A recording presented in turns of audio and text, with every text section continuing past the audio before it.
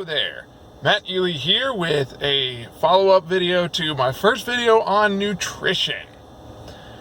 I want to talk today about some of the questions that you might ask as you're undertaking a journey of improving your nutrition. I said in the last video that if you don't have the energy to do the things that you want to do and you don't feel good regularly, then there's probably something that you can improve about your nutrition. It's one aspect of feeling good. The questions to start with. What are your assumptions? I set up the problem that I had with my nutrition in my last video as that I had low energy. I struggled with fatigue a lot. I thought that I needed to sleep 9 or 10 hours a night in order to feel like a regular person, let alone feel good. Well, before I started changing some of my ideas and consequently some of the foods that I eat and don't eat, I had a set of assumptions, which basically revolved around the food pyramid, because that's what I was taught growing up, that a healthy diet consisted a lot of whole grains, a lot of vegetables, a lot of fruit, and we were supposed to eat as little fat as we could and as little animal products as we could. Is that correct? Worth considering. Wherever you are, whatever you think is the healthy diet, it's worth questioning. And I'll give an example. If you look at the endpoints that I can see from nutrition, they are, on one side, you have let's eat 100% plants and cook nothing. That would be raw food vegan. The complete opposite of that is let's eat 100% animal products and cook everything. That would be labeled as carnivorous. Now,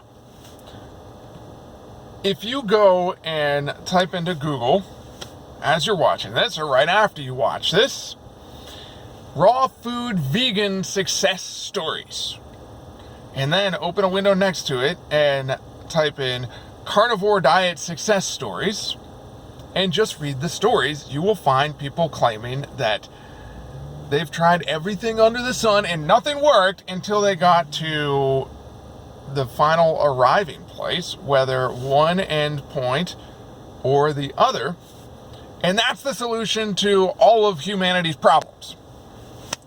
Maybe a little exaggeration there. But I invite you to consider, as you embark on a journey of upgrading your nutrition, what do you assume is right as you begin, and question some of those assumptions. Next thing. Where are we getting our information? I just cited one option of getting it from Google or from Facebook groups that support the various diets. I don't think that's entirely wrong. It's also worth looking at research, and it's also worth understanding the limitations of the source. When you get it from anecdotes, from people's personal stories, the limitation is that people may not be entirely truthful, they may not be telling you the whole story, and it's anecdotal. From a research standpoint, anecdotal evidence maybe should be discounted, maybe not. Now, what about the research? Here's the big problem with nutrition, which is that it's very difficult to conduct a double-blind clinical study with nutrition. So much of the research is based on associational studies called nutritional epidemiology. What that ends up meaning is that it's based on surveys. And it's very difficult to exclude all of the confounding factors or confounding variables that can throw off the results of the study. Example. I'll undertake this later, and my bias, to be upfront, is that I believe just eat real food, eat whole foods, is the best nutritional protocol that I am aware of to this point. But here's an example. Supposing that we go with what the World Health Organization has said about red meat being a carcinogen, and we take a group of people who eat Big Mac meals at McDonald's. Well, The only way to really know if the beef in the Big Mac is the problem is to isolate that as a factor. How do we know that it's not the vegetable oils that it was cooked in? How do we know it's not the bread? How do we know it's not the fries? How do we know it's not the soda that's consumed with that Big Mac?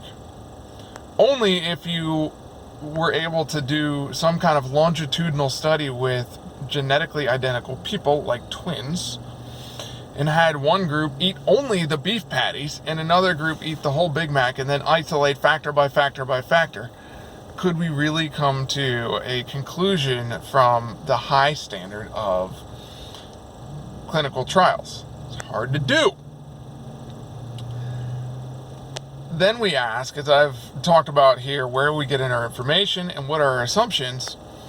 How do we as individuals filter all of this out? Because I'm certainly not a researcher. I don't have a degree in nutritional science. I'm not a dietitian. I'm not a doctor. But we all have to eat. The best idea I know is to monitor how you feel. I think blood work is a good idea. I think objective measures that are quantifiable are good ideas. I think they also have limitations. It turns out I've learned recently that blood work is a data point, but it's a highly variable data point. If you went and got a set of blood work for looking at numbers, blood lipids, cholesterol, things like that, and you did it in a highly stressed state in which you had eaten many processed foods and high sugar foods that day or the day before, and then you fasted for a day or fasted for 3 days and got another blood panel, you could find radically different results in that. So how do we know the value of the blood work? I don't yet know how to answer that question.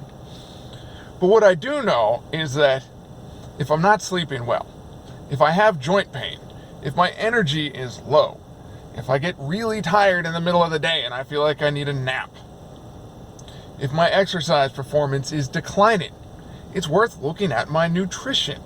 And if I only change some factor of what I eat and I start to feel better and all that stuff gets better, I think I conclude I'm probably doing something right. I'll have more to talk about, but I want to keep these relatively short. So again, the framework is, as we embark on investigating nutrition and thinking about it, what are my assumptions? Where am I getting my information? And how do I know if this is working? I think that those are great questions to use as a frame to continue a conversation on nutrition. And I think everybody should do it because we all have to eat.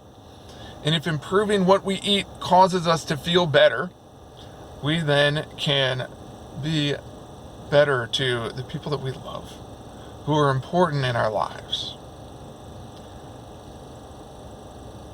Maybe we feel better at the same time. And I think that that's worthy of making a personal study of our nutrition. More to come. Hope this is helpful. Again, this is not advice. I'm not a doctor. I'm not a nutritionist. I'm just a guy who wants to feel good and enjoy a good quality of life so that he can be good to those that he loves. If you like the video, click like, subscribe to the channel, share, all that good stuff, right? Till the next one.